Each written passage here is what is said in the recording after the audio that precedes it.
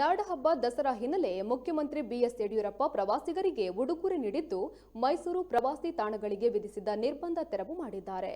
ಚಾಮುಂಡಿ ಬೆಟ್ಟ, ಮೃಗಾಲಯ, ಅರಮನೆ, ಕೆಆರ್ಎಸ್, ನಂಜನಗೂಡು ಶ್ರೀಕಂಠೇಶ್ವರ ದೇಗುಲ, ತಲಕಾಡು ಸೇರಿದಂತೆ ಮೈಸೂರಿನ ಪ್ರವಾಸಿ ತಾಣಗಳ ವೀಕ್ಷಣೆಗೆ ಜಿಲ್ಲಾಡಳಿತ ನಿರ್ಬಂಧ ವಿಧಿಸಿತ್ತು.